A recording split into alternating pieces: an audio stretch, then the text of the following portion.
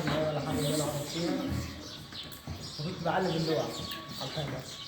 بشوف اللي فيها غلطه هي اللي بتعجبني واخليها، لكن اللي خلصت معايا فخلاص انتهت.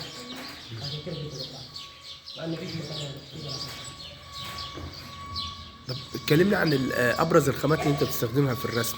ده الفحم، زي الفحم، زي ده برضه.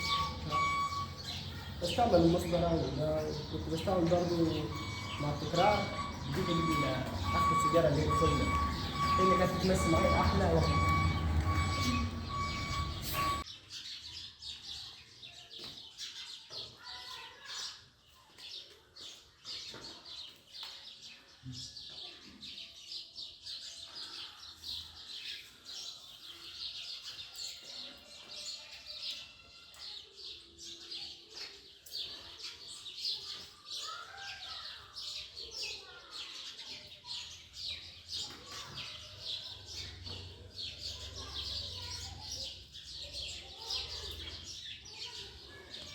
الناس في المجال بتاعك. اللي اتمنى ان انا يكون معي معرض واعرض فيه انتج فيه، لكن انا مش معرض، فزي ما قلت لك مثلا دي لسه فيها غلطه فبخليها، فادام خلصانه فبتبقى معاي زحمه ومفيش مكان، فعشان كده بضطر اشقها نصين وارميها. ما حاولتش تشارك في قصور الثقافه قبل كده؟ لا هو في كتير جاني بس مفيش حد مخلص يعني ما نصح. يعني في رسومات كده ليها طابع كده مختلف، فيها وجه بني ادم، والوجه الاخر يعني احيانا بيشبه شكل حيوان. ايه الفلسفه او الفكره في الرسومات دي؟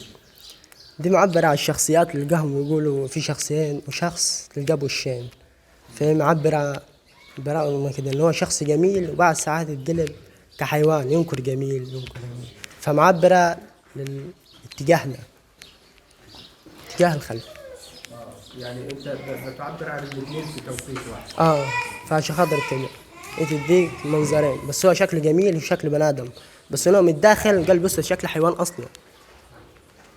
ابرز الرسومات الثانيه اللي انت رسمتها بعيدا عن البني ادمين، رسمت ايه ثاني؟ كنت ارسم برضو رسومات شعبية فنية ان هي تعبر عن المظاهر الجميلة.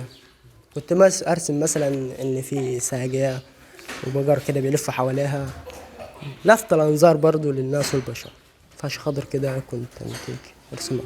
في حاجه انت يعني نفسك ترسمها ما رسمتهاش حتى الان؟ وحاليا في زي ايه؟ في مثلا ان انا كنت عايز اروح هنا اصور اللي فوق اللي فوق الكورنيش بالظبط، اللي فوق الكوبري، اتجه لحته الكورنيش كلها كده، اروح جامعها اروح ارسمها بالالوان الميه، ارسمها على الحيط زي كده ان هي تتجه للبني ادمين اكتر، احسن من الفحم والكلام ده. يوم ما تلقى فيه مثلا الوان زاهيه وضوء فبيبقى اروع واحلى من كده، فهي لسه برضو في خيالي دي. اللوحه للشخص للبني ادم ممكن تاخد فيها قد ايه وقت؟ اللوحه اللوحه ممكن اخد فيها ساعه، بس ان انا بخليها على اقتراح وقتي ان انا فاضي اصلا ماليش حاجه، فبخليها وقت.